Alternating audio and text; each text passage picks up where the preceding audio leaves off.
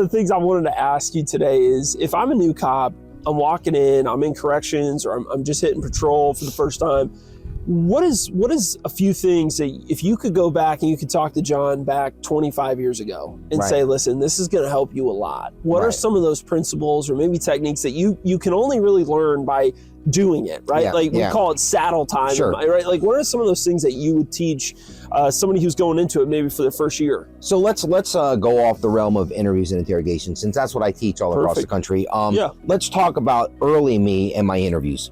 I think a big mistake I made for many years, and I don't even mean the first year or two, I mean for the first decade of my career. Like a huge mistake that I would make is during the interview, which is your fact-finding mission. It's just me trying to get a victim, witness, or even a criminal suspect to just give me information about a case. So if a victim comes forward, just hearing their story, a witness, hearing their story, finding out, what they witnessed, what they observed, to gather the facts to help me with my case.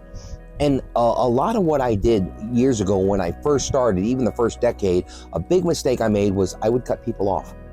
Like they would talk and I would start to ask questions in the middle of their response. So they would start talking and immediately I go, hey, and I would cut them off. And I did that for years. And it took a very humbling experience of a state attorney. We were working a homicide case many years into my career. And it took a very humbling experience where a state attorney, from what I heard, because I didn't watch it, I was interviewing somebody, and so one of my fellow detectives brought me to the side and said, hey man, you're really pissing the state attorney off because you keep cutting the witness off.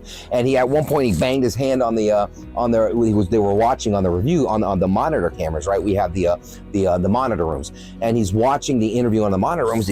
Rappa, shut the fuck up. And I realized, and I was humble enough to go, oh shit, I didn't realize I was doing that. That's right.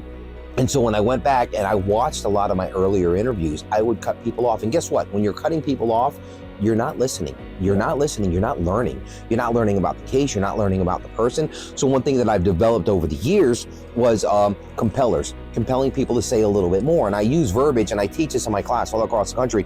Using verbiage, number one, letting them speak 80% of the time. You're only speaking, especially during an interview, just to get them to talk a little bit more, just to gather facts. And you're using compellers to compel them to talk to you a little bit more. And that's something I didn't do for years. And I look back and I could have gotten so much more information, better interviews, better, justice for my victims and my witnesses if I had just done that.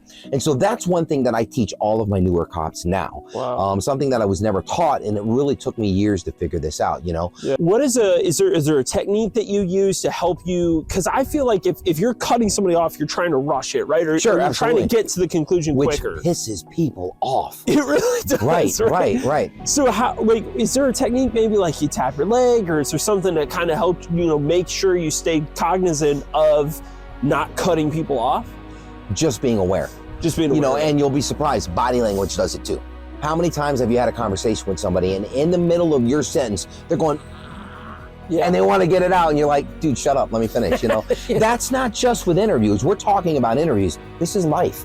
Having a conversation with people you're meeting on the street, a friend, somebody you just met, in the business world, in the sales world. Oh my God, in your line of work, when your prospect sits down with you to talk to you, could you imagine every time they ask a question, you cut them off? At some point, people get pissed off when they're not heard. It's true. They walk out of your sales presentation. Yeah. They shut down on me during my interview, or I'm not getting the proper information that I need to close the case. So at the end of the day, that was something big, and I see people do that all the time. I see newer cops do that a lot. Yeah. So it's something that I really hammer down on the newer generation. That's really good stuff. I appreciate that. I think it's a great tip if you're out there for a long time, or you've been there for a little bit of time. Right. The main thing I think you said that makes a lot of sense is be humble.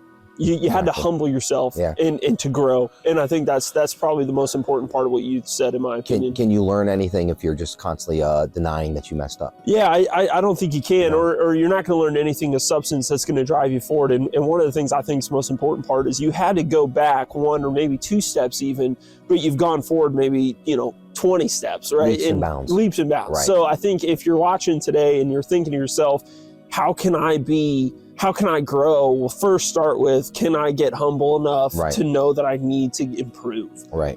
And if I think you answer yes to that question, I think you're already taking a good step forward. Yeah. So, that's what we're doing. Anyways, thanks, John. All right, I really appreciate it, man. It's cold as hell, so let's get inside. All right. Thanks.